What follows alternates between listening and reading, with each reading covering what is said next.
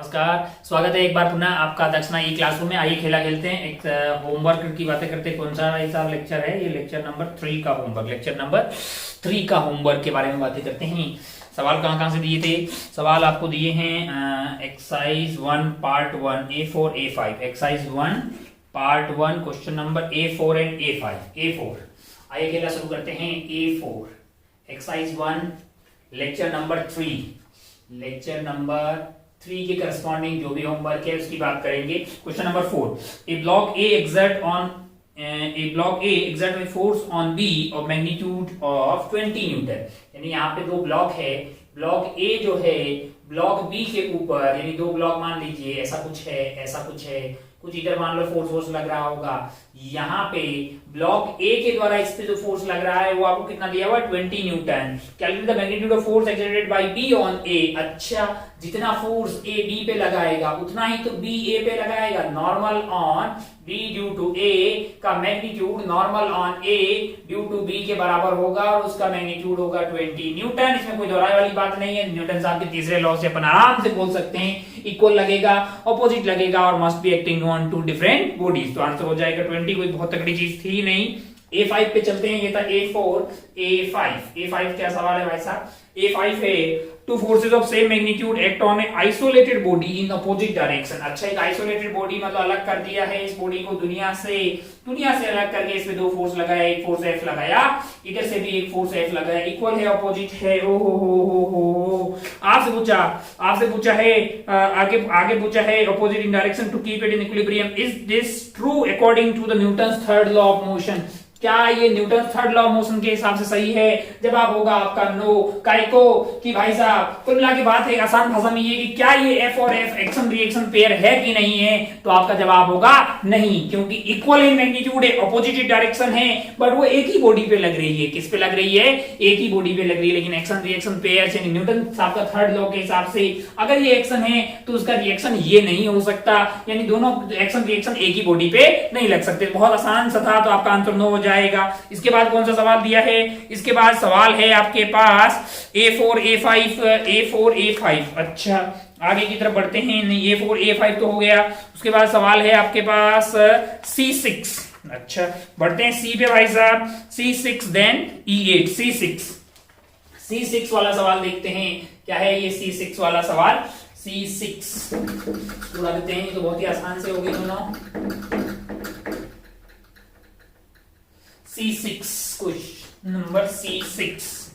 चलिए C6 क्या है? C6 में अच्छा फोटो बना हुआ है, तुरंत फोटो बना लेते हैं। ऐसे पुली और क्या लगा हुआ जी?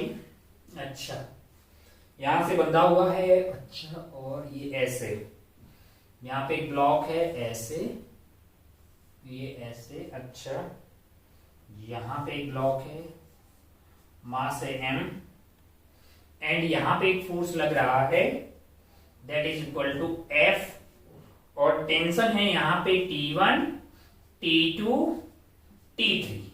अच्छा, यहां पे है T4 और यहां पे है T5। आपसे पूछा T1 T2 T5 बताइए। Draw the free body diagram of each pulley. अच्छा, बना लो भाई साहब, इसका फ्री बॉडी डायग्राम बना लो। इसका फ्री बॉडी डायग्राम बनाएंगे तो ऊपर T4 लग रहा होगा, नीचे क्या लग रहा है? यहाँ पे T1 लग रहा होगा, यहाँ पे T2 लग रहा होगा और यहाँ पे लग रहा होगा T3। और इस वाली पुल्ली का एपीडी बनाएंगे तो ऊपर की तरफ आपके पास लग रहा है T2 और यहाँ पे लग रहा है आपके लिए T3।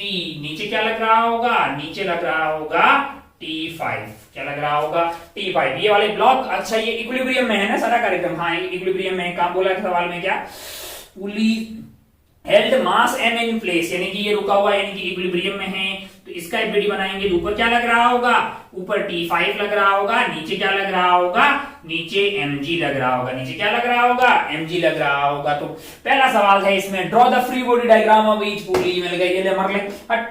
अच्छा, और find the tension in the each section of T1 T2 T3, find the magnitude of force F। अच्छा, ओहो अच्छा, क्या है? टेंशन बतानी। तो ये इक्विलिब्रियम में है लाला, इक्विलिब्रियम में है तो T5 किसके बराबर होना चाहिए?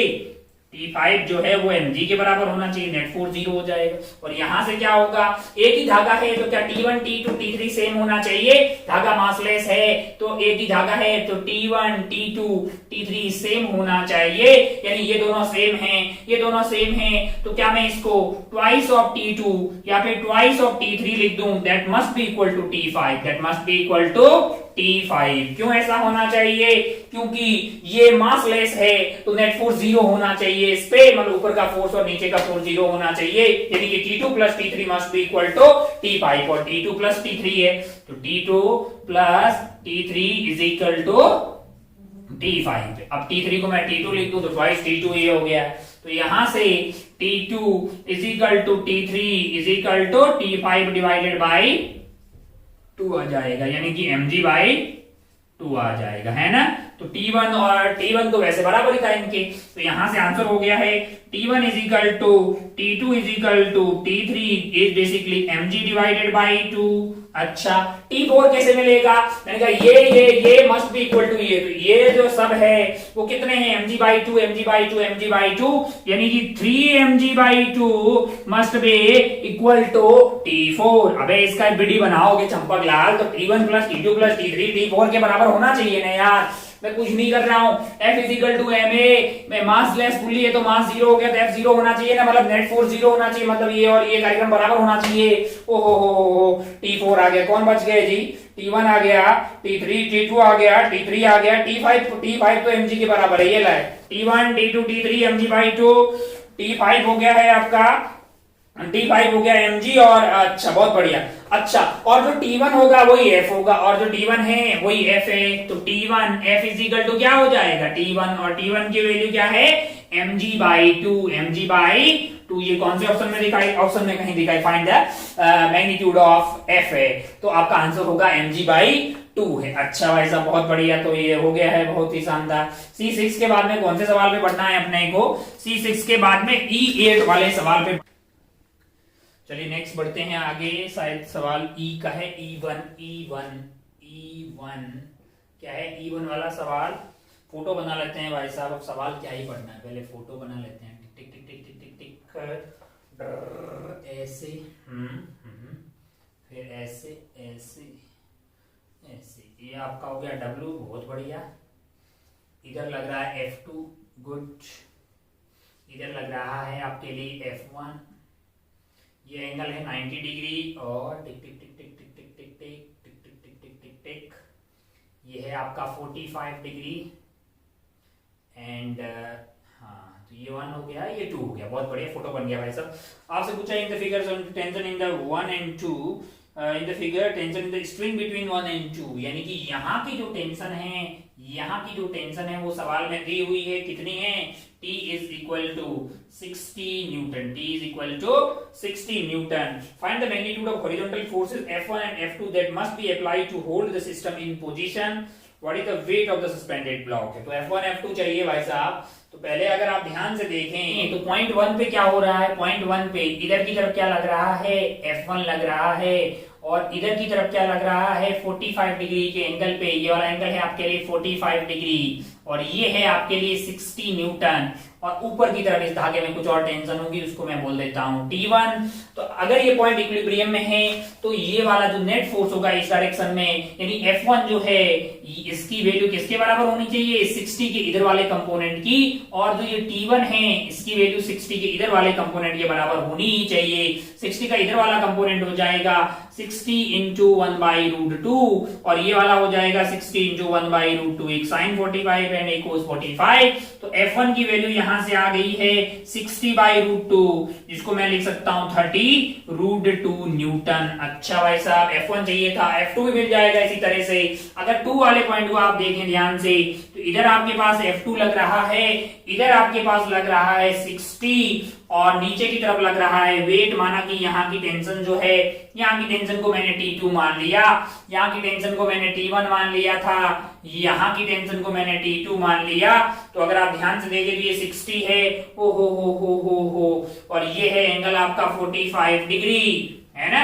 तो ये वाला हो जाएगा 60/√2 और ये वाला भी क्या हो जाएगा 60/√2। ये 45 है तो ये वाला एंगल 45 होगा, ये भी 45 हो गया आपके लिए। तो F2 की वैल्यू भी आपके पास कितनी आ गई है 60/√2 which is equal to 30√2 newton. क्या हो जाएगा 30√2 न्यूटन। अच्छा वेट पूछा है जो कि T2 के बराबर होगा। वेट कितना होगा आपके लिए, यहाँ पे वेट जो होगा नीचे की तरफ जो mg लग रहा होगा तो आपके पास T2 के बराबर होगा। और T2 की वैल्यू यहां से क्या आ रही है, वो भी आ रही है 60/√2 यानी कि 30√2 न्यूटन, है कि नहीं यार। अच्छा भाई साहब बहुत बढ़िया, बहुत शानदार। तो सारे आंसर 30√2 न्यूटन ही हो गए, एक बात ही खत्म। इवन हो गया है। आगे बढ़ते हैं E2 पे बढ़ते हैं, आगे E2 पे बढ़ते हैं।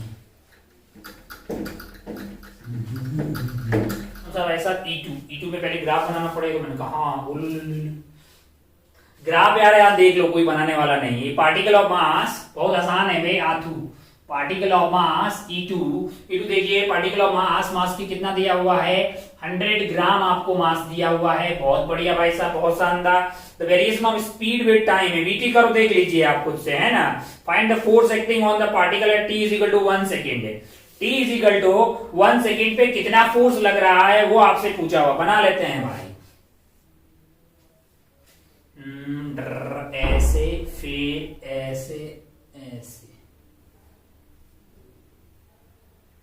ये है आपका 10 यहां पे है और ये है 1 सेकेंड पे 15 यहां पे है। बहुत बढ़िया। 5 यहां पे है और 10 जो है वो 5 की करस्पॉन्डिंग भी है। ये 5 हो गया।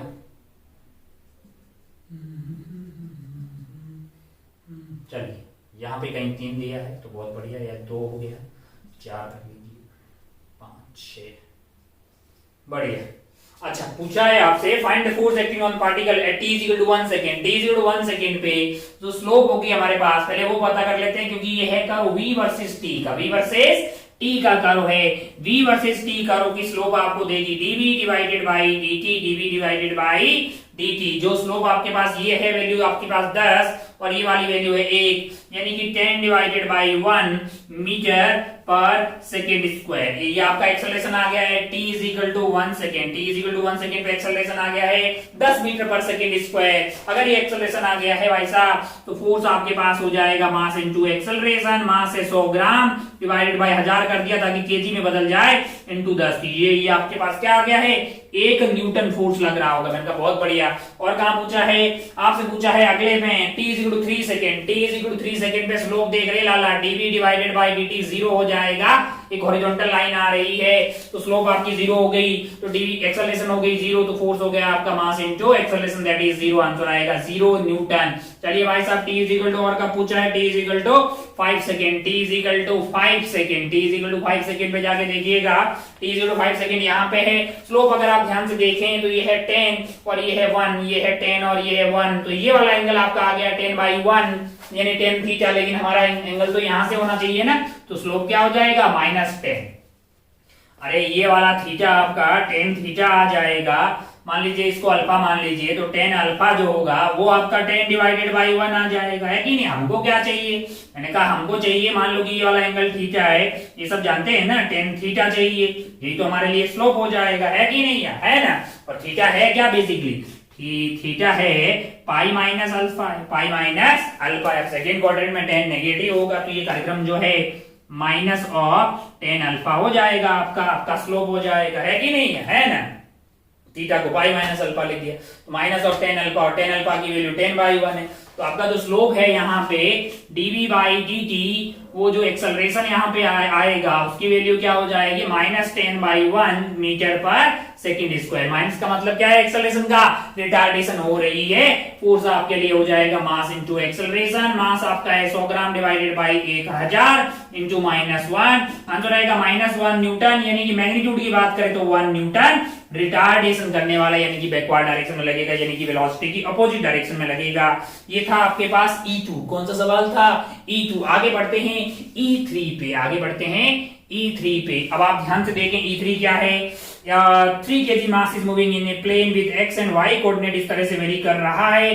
Find the magnitude of net force acting on this particle at t is equal to 2 second. अबे x कैसे वेरी कर रहा है, 5t स्क्वायर माइनस 1, और y कैसे वेरी कर रहा है, y वेरी कर रहा है 3t क्यूब प्लस 2 है। बहुत बढ़िया भाई साहब, पहले रफ्तार वेलोसिटी पता कर लेते हैं जो कि आएगी dx डिवाइडेड बाई dt, जो कि आ जाएगा 10t, और यहां से वेलोसिटी आ जाएगी आपके पास dy बाई dt, जो कि आ जाएगा 9t स्क्वायर। अच्छा, ये वेलोसिटी इन x है, ये वेलोसिटी इन y है, एक्सेलरेशन इन x फिर से डिफरेंशिएट कर दे, आ जाएगा 10 metre per second square. Acceleration in y इसको फिर से डिफरेंशिएट कर दे, 18t आ जाएगा। हो। अच्छा, find the magnitude of net force acting on this particle at t is equal to 2 second है, तो मुझे पहले a नेट चाहिए होगा, जो कि इन दोनों का स्क्वायर का रूट आ जाएगा। अरे एक x में एक y में है यार, एक i कैप एक j कैप है, तो 10 का स्क्वायर आपके पास आ गया 100, और 18t का स्क्वायर आएगा। अच्छा, तो ये कार्यक्रम जो है आपके पास जो है वो आपका हो जाएगा, t की वैल्यू क्या दी हुई है आपको, t is equal to 2 second, t is equal to 2 second, t is equal to 2 second अगर आप इसमें डाल देंगे तो ये 100 प्लस 36 का स्क्वायर आ जाएगा, 100 प्लस 36 का स्क्वायर है। अच्छा भाई साहब, बहुत बढ़िया, बहुत शानदार। और ये आएगा आपके पास ए नेट, और ए नेट को आप क्या करेंगे, मास कितना है इसका, 3 किलो है, 3 किलो से मल्टीप्लाई कर दीजिए, है ना। एफ नेट आपका आ जाएगा 3 इंटू ये जो भी है 10 का स्क्वायर प्लस 36 का स्क्वायर है, यही आना चाहिए। वैल्यू की कितनी आएगी सॉल्व करके,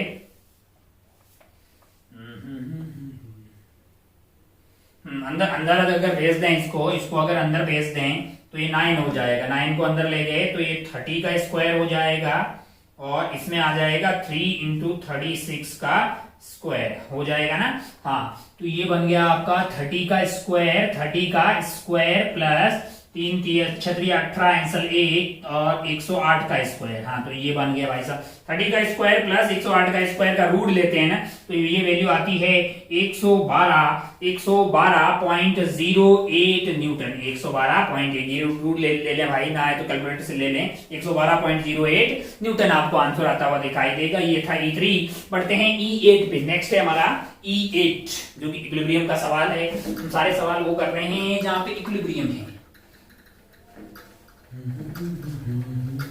मेरा दिल, चलिए बोर्ड हो गया चकाचक, अगला वाला देखते हैं E8। जो आदमी ईमानदारी से लेक्चर वगैरह देख रहा है, नोट्स बना रहा है, उसके लिए ये सब बहुत इजी है, सारे सवाल करने का, फोड़ देगा, मस्त मजा आएगा। अच्छा, E8 में भी फोटो है, एक वेज है 30 डिग्री फिक्स्ड, बहुत बढ़िया। अच्छा, पुली बढ़िया, 10 किलो, बढ़िया भाई साहब, फ्रिक्शन विक्शन तो होगा नहीं। हाँ, बोल रहे हैं कि कितने किलो का अच्छा बी 5 केजी, कितना 5 केजी, तो बी कितने किलो का हो कि सिस्टम रेस्ट पे रहे। ये 10 केजी नहीं है भाई, बी है ये, और हमको ये पता करना है कि ये बी कितने किलो का होगा जिससे कि ये फिक्स रहे। अच्छा, वो सॉल्व करके 10 आएगा, ठीक है। अगर आप ध्यान से देखें, अगर ये इक्विलिब्रियम में है, इधर खींचने वाला मान लीजिए कि m केजी का, कितने का है, m केजी, इधर क्या लग रहा होगा, मैंने कहा इधर लग रहा होगा mg sin थीटा, ऊपर क्या लग रहा, मैंने कहा टेंशन लग रहा होगा, और अगर ये रुक रहा होगा तो ये टेंशन जो है 50 के बराबर होगी, क्योंकि ये आइटम रुका हुआ है, तो ये टेंशन आ गई आपके लिए 50, ये इक्विलिब्रियम में है, तो 50 must be equal to mg, g की वैल्यू आ गई 10 और sin थीटा की वैल्यू हो गई है हाफ, तो यहां से आपके पास m की वैल्यू क्या आ गई है 50/5, यानी कि ये हो गया 5 और ये आ गया 10 केजी। तो बहुत ही ज्यादा लुल्लू पुल्लू था भाई साहब ये। अच्छा, एक और पार्ट है क्या, ये पार्ट ए था, पार्ट बी देखते हैं। इसका जो पार्ट बी है, पार्ट बी आपके लिए ऐसा है कि यहाँ पे कार्यक्रम ऐसा है भाई साहब, यहाँ पे लगी हुई आपके पास पुली। अच्छा, ये वाला जो ब्लॉक है ये आपका बी है जिसको हमें पता करना है, और यहाँ पे लग रहा है 100 न्यूटन, क्या लग रहा है 100 न्यूटन का फोर्स लग रहा है। क्या लग रहा है? 100 न्यूटन का फोर्स लग रहा है। और आपसे बोला कि बी का मास बताइए, तो ये 100 है तो ऊपर टेंशन क्या लग रही होगी? 100 न्यूटन की। धागा मास लेस है इसलिए टेंशन हर जगह सेम होगी। मान लीजिए m kg का, कितने kg का है? m, नीचे क्या लग रहा होगा? mg must be equal to, equilibrium में है तो 100 के बराबर g की वैल्यू 10 डाल दीजिए। ये आपका है 100, यानी कि यहाँ से m कितना आ गया है? m आ गया है 10 kg के बराबर। किसके बराबर आ गया है? 10 kg के बराबर। ये था E8। आगे बढ़ते हैं भाई साहब, आगे बढ़ते हैं। ये मेरे को लगता है कि पार्ट 1 कंप्लीट हो गया है। पार्ट 2 पे बढ़ते हैं, पार्ट 2 पे बढ़ते हैं। पहले इसको उड़ा देते हैं।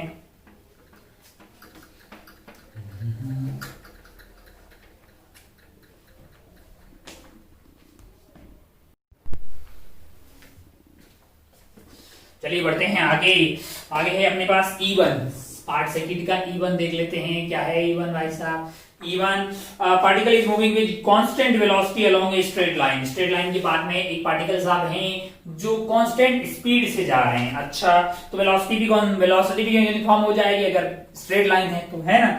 अच्छा, force is not required to, हाँ, फोर्स तब तक जरूरत नहीं होगा जब तक कि वो अपनी स्पीड में कोई परिवर्तन ना, स्पीड में परिवर्तन ना करे या अपने रास्ते में परिवर्तन ना करे। यानी स्ट्रेट लाइन में चलता रहे तो वेलोसिटी, मतलब जो वेलोसिटी की डायरेक्शन है उसमें तो वैसे ही चेंज नहीं होगा। अब आप स्पीड को कम ज्यादा करोगे तो फोर्स की जरूरत पड़ेगी। बोल रहा है कि a force is not required to increase the speed. मैंने कहा सही चाहिए होगा ना भाई, स्पीड बढ़ानी पड़ेगी, फोर्स एक्सेलरेशन की जरूरत पड़ेगी। डिक्रीज इट्स मोमेंटम, मैंने कहा मास इनटू वेलोसिटी, मतलब वेलोसिटी कम करनी है ना, तो फिर मतलब जो है स्पीड कम करनी पड़ेगी। नहीं, चेंज इन डायरेक्शन, जब डायरेक्शन चेंज हुई तो वेलोसिटी चेंज होगी। चेंज इन वेलोसिटी तो मतलब फिर एक्सेलरेशन आ गया ना। Keep it moving with uniform velocity, मैंने कहा हाँ, यूनिफॉर्म वेलोसिटी से आप चलते रहो, कोई फोर्स की जरूरत पर नहीं पड़ेगी। न्यूटन साहब का फर्स्ट लॉ है ना, न्यूटन साहब का फर्स्ट लॉ आपको क्या बोल देगा कि भाई साहब कोई फोर्स की जरूरत नहीं है, आपको अनबैलेंस फोर्स की जरूरत नहीं है यूनिफॉर्म वेलोसिटी से स्ट्रेट लाइन में गमन करने के लिए। तो आर्थू किस्म का सवाल था, आप ऑप्शन डी टिक कर सकते थे। आगे बढ़ते हैं, अगला वाला है E2। क्या है? E2 है when a constant force is applied to a body it moves with uniform. Force अगर कांस्टेंट है तो F is equal to mass into acceleration. Acceleration आपकी हो जाएगी F डिवाइडेड बाय m, जो कि आपके लिए एक्सेलरेशन कांस्टेंट हो जाएगी, यानी यूनिफॉर्म एक्सेलरेशन हो जाएगी। क्या हो जाएगी? Uniform acceleration. अगर एक्सेलरेशन होगी तो फिर रफ्तार आपकी यूनिफॉर्म नहीं हो सकती ना भाई साहब। ओहो हो, वेलोसिटी नहीं, स्पीड नहीं, मोमेंटम नहीं, क्या होगा? With uniform acceleration. Force constant है, फोर्स डिवाइडेड बाय मास से यूनिफॉर्म एक्सेलरेशन आ गया, तो आर्थू बहुत ही आसान था। E3 वाले में चलते हैं। E3 देखिए, E3 क्या है? An object will continue accelerating, an object will continue accelerating until the resultant force on it begins to decrease. करना ही, रिजल्टेंट फोर्स अगर डिक्रीज हुआ तो फिर एक्सेलरेट कैसे करेगा? Its velocity changes direction, the resultant force on an object will continue accelerating until the resultant force on it is zero। मैंने कहा रिजल्टेंट फोर्स अगर जीरो हो गया, F नेट जीरो हो गया, इसका मतलब एक्सेलरेशन क्या हो जाएगी? जीरो। और एक्सेलरेशन जीरो होने का मतलब वेलोसिटी कैसी हो जाएगी? वेलोसिटी यूनिफॉर्म हो जाएगी। वेलोसिटी कैसी हो जाएगी? यूनिफॉर्म वेलोसिटी हो जाएगी। तो इसके लिए the resultant force is at right angle to the direction of motion. अबे उस वाले केस में वेलोसिटी चेंज हो जाएगी, है ना? अच्छा, आपको क्या करना है? अगर आपका रिजल्टेंट फोर्स जीरो हो गया तो उस वाले केस में फोर्स जीरो हो गया तो उसमें कोई एक्सेलरेशन नहीं होगी, यूनिफॉर्म वेलोसिटी हो जाएगी। अच्छा भाई साहब, बहुत शानदार। E4 पे चलते हैं। ये तो बहुत ही हल्के सवाल है, टाइम पास नहीं करने का। E4 क्या है? In which of the following cases the net force is not zero? A kite skilfully held stationary in the sky है। हाँ, अगर वो वहां पे स्टेशनरी है तो एयर के द्वारा लगने वाला बायंसी ऊपर की तरफ और नीचे उसका mg, और अगर धागे में भी कुछ टेंशन है, धागे में भी हो सकती है टेंशन, अगर बिल्कुल धागा फ्री थोड़ी होगा, थोड़ा बहुत टेंशन, नेट फोर्स जीरो होगा और मस्त एकदम ऐसा रखा हुआ तो हाँ भाई बिल्कुल स्टेशनरी होगा, नेट फोर्स जीरो हो जाएगा। तो बोल रहा है कि पहला तो हमको लगता है कि नेट फोर्स जीरो वाला केस है। A ball freely falling from a height, ball अगर फ्री फॉल कर रही है ना तब तो एक्सेलरेट हो रही है चीज से, मतलब mg लग रहा है, नेट फोर्स एक्सेलरेशन हो जाएगी g डाउनवर्ड। तो इसमें तो बस आंसर तो हो गया अपना बी। सी पढ़ लेते। Aeroplane rising upward at angle 45 degree horizontal with a constant speed.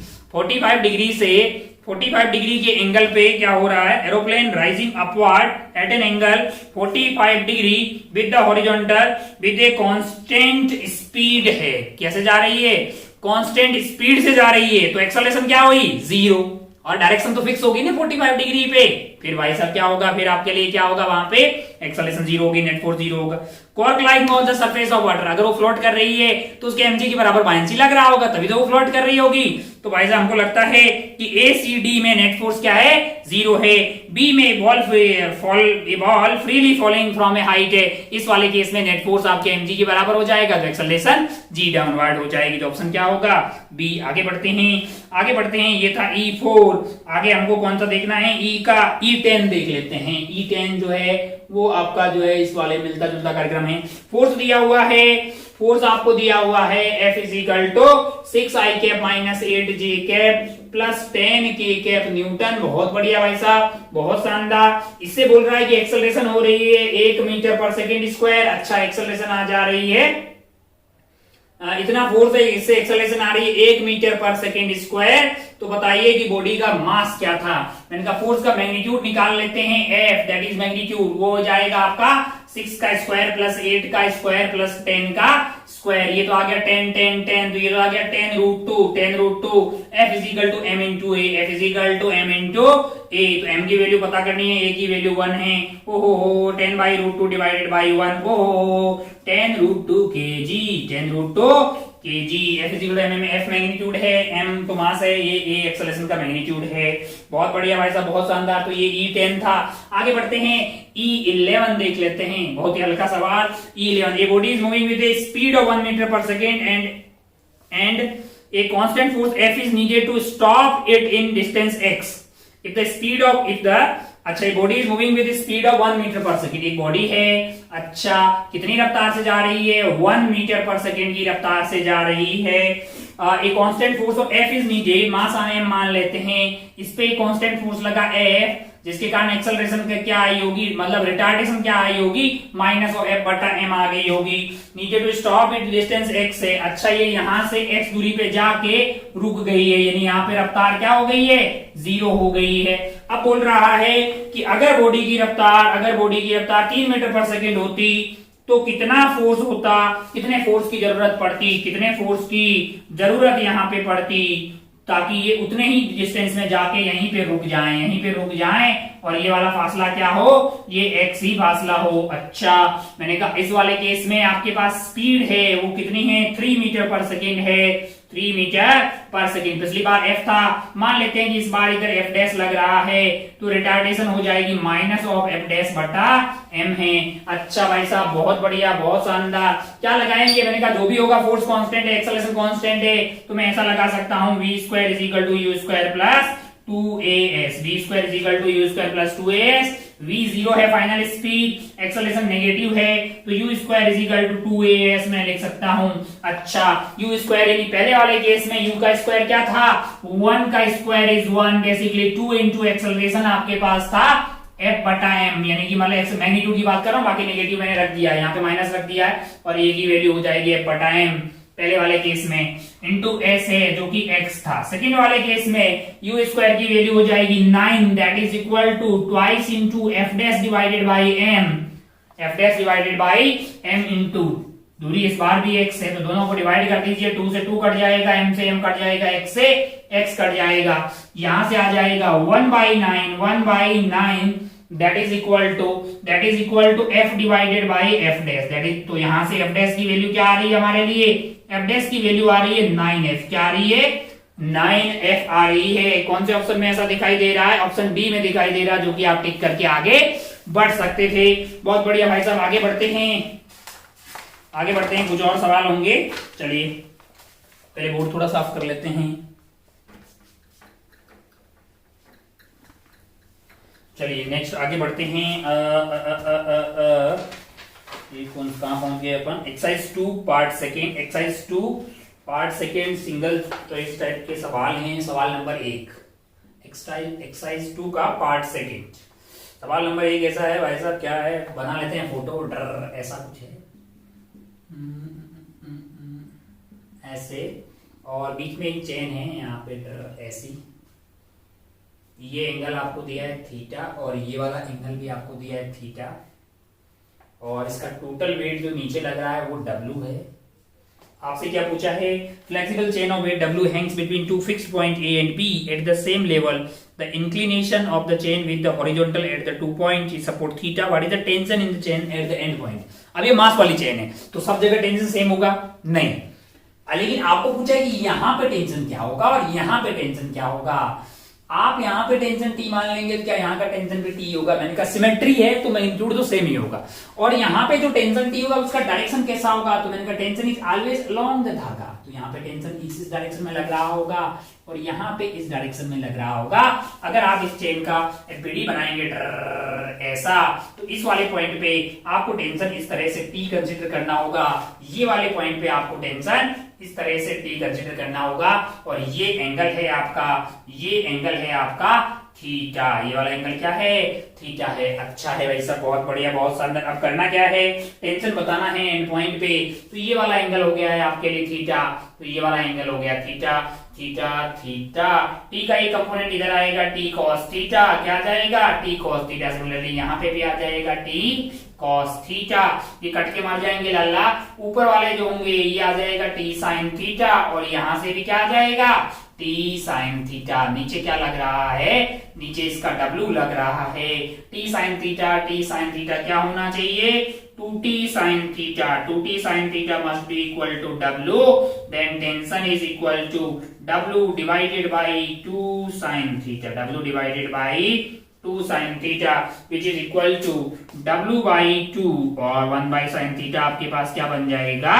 Cosec theta. 1 by sin theta is basically cosec theta. तो ये आपको कौन से ऑप्शन में दिखाई देगा?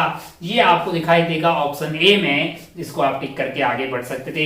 चलिए बढ़ते हैं सवाल नंबर 2 पे। 2 वाला सवाल क्या है? पहले फोटो बना लेते हैं, बगैर फोटो के कोई काम ही नहीं चलता है। बॉल यहाँ से, अच्छा बढ़िया।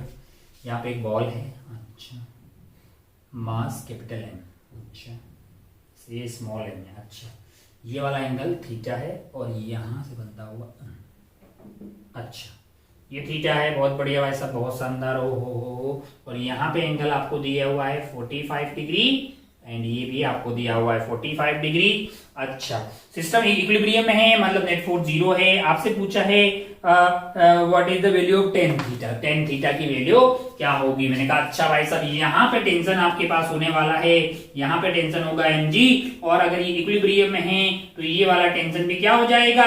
mg। अच्छा मान लीजिए कि यहाँ का टेंशन T है, यहाँ का टेंशन भी वैसे T1 T2 मानने से कोई फायदा नहीं है, सिमेट्री है तो सेम आएगा, क्योंकि ये वाला कंपोनेंट ये वाला कंपोनेंट ऐड हो जाएगा। ये वाला अगर मैं मान लू कि ये T1 है, ये वाला T2 है, T1 sin T1 cos 45 degree is equal to T2 cos 45 degree, ये वाला कंपोनेंट तो 45 सेम हो गया। T1 और T2 क्या होना चाहिए? सेम सेम होना चाहिए, सिमेट्री है तो मैंने टेंशन T मान लिया। ये वाला कंपोनेंट कट जाएगा दोनों का, अच्छा ऊपर वाला कंपोनेंट ऐड हो जाएगा दोनों का। अच्छा क्या होगा? मैंने कहा T2 into T by root 2, T by root 2 का 2, यानी कि रूट 2 टाइम ऑफ T। अच्छा रूट और किसके बराबर होना चाहिए? ये वाले के लिए। यहाँ पे अगर आप ध्यान से देखें इसके लिए तो ऊपर क्या कर रहा लग रहा है? ऊपर लग रहा है रूट 2t, नीचे क्या लग रहा है? mg लग रहा है। तो आपके लिए root 2t must be equal to mg, तो टेंशन की वैल्यू क्या आ जाएगी? mg divided by root 2। अच्छा अब क्या कर रहे हैं? मैंने कहा अब इस कैपिटल M वाले का एफबीडी बनाते हैं। इस पे क्या लग रहा है? मैंने कहा मान लीजिए कि इधर की तरफ कुछ टेंशन लग रहा है, टी डैश बोल देते हैं, जो कि यहां से है थीटा पे। अच्छा ये धागा नहीं है, ये जस्ट एंगल दिया हुआ, धागा होता तो बंधा हुआ होता ना यार, ऐसे थोड़ी रहता अपने आप। तो ये बेसिकली हॉरिजॉन्टल से एंगल आपको दिया हुआ है और इस पे क्या लग रहा है? मैंने कहा नीचे की तरफ लग रहा होगा कैपिटल mg। मैंने कहा ओ हो और यहां से 45 डिग्री के एंगल पे, क्योंकि ये 45 है तो ये वाला एंगल क्या हो जाएगा? 45। ये वाला एंगल अगर 45 होगा तो आपके लिए ये वाला एंगल हो गया है 45। और इधर क्या लग रही होगी? T लग रही है और T की वैल्यू है small mg divided by root 2। मैंने कहा अच्छा बहुत बढ़िया भाई साहब, बहुत शानदार। अब अगर अपन ध्यान से देखें तो जो इधर वाला कंपोनेंट आएगा अपने लिए इसका, और उधर वाला जो कंपोनेंट आएगा वो आएगा mg by root 2 into 1 by root 2, यानी कि आ जाएगा mg बाई 2। सिमिलरली इधर की तरफ वाला कंपोनेंट भी क्या आएगा? mg by 2। हो और टी डैश के दो कंपोनेंट क्या होंगे, इधर वाला कंपोनेंट हो जाएगा टी डैश कॉस थीटा, ऊपर वाला कंपोनेंट हो जाएगा T dash sine theta. T dash sine theta, T dash sine theta must be equal to capital M G plus small mg divided by 2, small mg divided by 2। और T dash cos theta जो है, T dash cos theta must be equal to इधर वाला रायता कितना आ गया है mg by 2। क्या आ गया है mg by 2 mg by root 2 into 1 by root 2 हो गया है आपका mg बाई 2। अच्छा भाई साहब, बहुत बढ़िया, बहुत शानदार। अब अगर अपन ध्यान से देखें, हमें चाहिए क्या, टेन थीटा चाहिए, तो डिवाइड कर दो भाई, इन दोनों को डिवाइड कर दोगे तो आपको मिल जाएगा tan theta. Tan theta is basically equal to capital M G plus M G divided by 2, divided by आपका आ रहा है एम जी डिवाइडेड बाई 2। अच्छा भाई साहब, बहुत बढ़िया, बहुत शानदार। तो जी से जरा उड़ा दीजिए, जी है ना। अच्छा, और यहाँ पे कर लीजिए 2 ऑफ कैपिटल एम प्लस क्या आ जाएगा, प्लस आपके पास आ जाएगा स्मॉल एम, और डिवाइड वो 2 से 2 भी कट जाएगा, डिवाइडेड बाई एम आ गया है। तो ये वाली वैल्यू आपके लिए आती हुई दिखाई दे रही है। कहां पे चला गया ऑप्शन भाई साहब, ये एम स्मॉल एम से डिवाइड कर दो तो टेन थीटा आपके लिए आ गया है 1 plus 2 capital M divided by M, है ना। Tan theta is equal to 1 plus 2 capital M divided by M. ये आपको ऑप्शन ए में दिखाई देगा। कहां दिखाई देगा, ऑप्शन ए में दिखाई देगा। Tan theta is equal to 1 twice of m divided by m। आगे बढ़ते हैं, आगे कौन सा सवाल दिया था, सवाल नंबर 6, सवाल नंबर 6 इसको उड़ा देते हैं। सवाल नंबर 6 पे चलते हैं गोली रफ्तार से। अभी कुछ सवाल को सिलेक्ट करके दे रहा हूं, धीरे धीरे फिर मतलब जो है जैसे जैसे हम पढ़ रहे हैं, जैसे जो पढ़ाया जा रहा है उसकी करस्पॉन्डिंग सवाल जो है वो दिया जा रहा है। पूरी बुकलेट हम चैप्टर के एंड होते होते करेंगे, और ये आपका टारगेट होना चाहिए कि अच्छे से पूरी बुकलेट कर लें भाई साहब, मजा आएगा आपको। चलिए बढ़ते हैं सवाल नंबर 6 पे। 6 वाला जो सवाल है वो है आपके लिए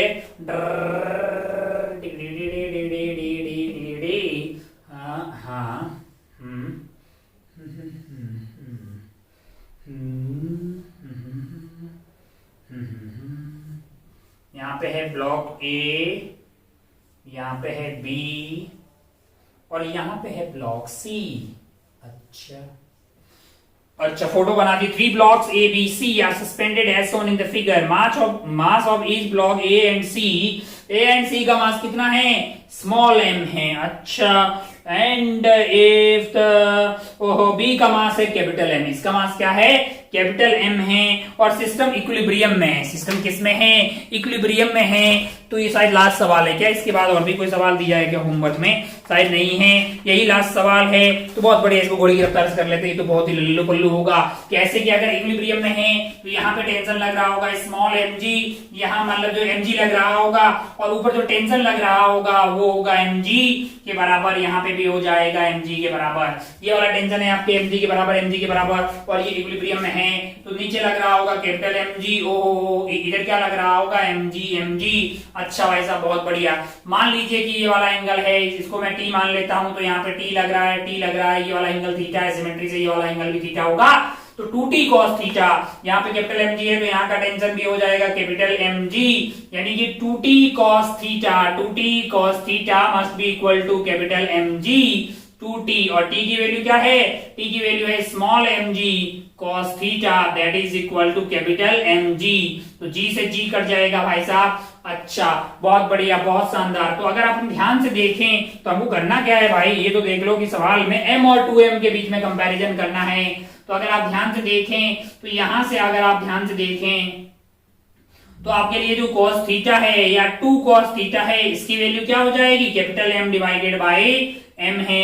थीटा आपका जो है, ये वाली वैल्यू जो है, ये वाली वैल्यू कहां से कहां तक वेरी करेगी, ये वाली वैल्यू इस पर्टिकुलर केस में आपके लिए थीटा जो है बिल्कुल एकदम नीचे हो जाए तो क्या होगा, उस वाले केस में 0 हो जाएगा, और हॉरिजॉन्टल हो जाएगा तो क्या होगा 90।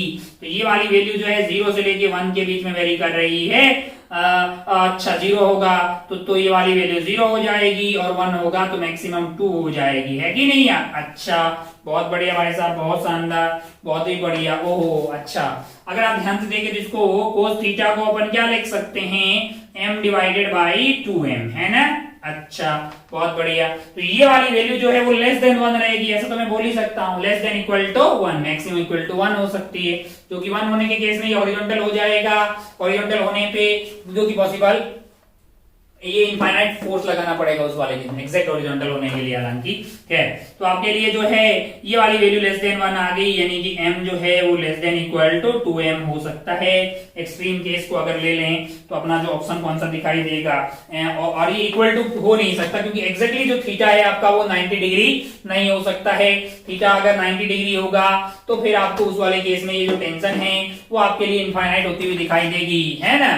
अगर आपको मतलब वो एक सवाल था ना, ऐसा एक दो लोग एक पकड़ के एक धागा को ऐसे खींच रहे हैं, बीच में कुछ आइटम टांग दिया है, आप चाहते हैं कि ये बिल्कुल ऐसा हो जाए, यानी कि बिल्कुल दोबारा से हॉरिजॉन्टल हो जाए, तब उस वाले केस में थीटा आपका, उस वाले केस में आपके लिए थीटा क्या हो जाएगा? उस वाले केस में देखिए जरा ध्यान से, 2t cos theta is equal to e, तो t की वैल्यू क्या आ रही है, mg divided by 2 cos theta. अब आप इसको बिल्कुल हॉरिजॉन्टल कर लोगे तो थीटा आपके लिए 90 हो जाएगा, थीटा 90 होगा तो cos 90 0 हो जाएगा, टेंशन की वैल्यू इन्फिनिटी होगी, तो वो टेक्निकली फिर ऐसे बैलेंस करना पॉसिबल नहीं है, तो ये इक्वालिटी वाला साइन जो है वो पॉसिबल नहीं है। तो इसका मतलब कैपिटल M को क्या होना चाहिए, 2m से कम होना चाहिए। लल्लू पल्लू सवाल था, कहां से दिखाई दे रहा है ये आपको? ऑप्शन बी में दिखाई दे रहा है। कोई और सवाल दिया गया था क्या? ये ऑप्शन बी में आपको दिखाई देगा कोई और सवाल। धीरे धीरे हम होमवर्क की क्वांटिटी जो है वो बढ़ाने वाले हैं। हाँ भाई साहब बिल्कुल बढ़ा सकते हैं। हाँ नेक्स्ट वाली क्लास में खूब दिया जा सकता है, क्योंकि एक बार जब ये कंस्टेंट मोशन हो जाएगी फिर तो अपन लाइन लगा सकते हैं। उम्मीद है कि आप रोज का होमवर्क रोज कर रहे होंगे, फिर उसका सॉल्यूशन देखिएगा। और उसके लिए आपको एक कॉपी वॉपी बनानी है, रफ कॉपी, जिसमें ऐसा नहीं है कि सवाल बिल्कुल एकदम उतारेंगे अलग कलर से, फिर सॉल्यूशन अलग कलर से, वो सब नहीं करने का। लाइन से आपको वहां पे सॉल्व कर देना है, ताकि आपको जब भी दोबारा रिवीजन करेंगे, जब भी उसकी जरूरत पड़ेगी, तो वहां जाके चीजों को आप देख सकते हैं ना, वो आपके लिए काफी हेल्पफुल रहेगी। ऐसा नहीं कि वैसे कहीं भी रैंडम सॉल्व किया, हवाई जहाज बना के पेज को फेंक दिया, तो फिर वो यूजलेस हो जाएगा, दोबारा आपके कभी काम आने वाला नहीं है। तो फिजिक्स की रफ कॉपी भी एक सेपरेट होनी चाहिए, रफ भी ऐसी हो किसी सिस्टमैटिक हो, जिसमें चीजें दोबारा आपको मिल जाएंगी, आपके लिए ही फायदे का सौदा होगा, है कि नहीं है? चलिए भाई साहब बहुत बढ़िया, बहुत ही शानदार खूबसूरत केला को यहीं खत्म करते हैं। अब अपना खूब ख्याल रखिएगा। जय हिंद, जय भारत, टेक केयर, बाय।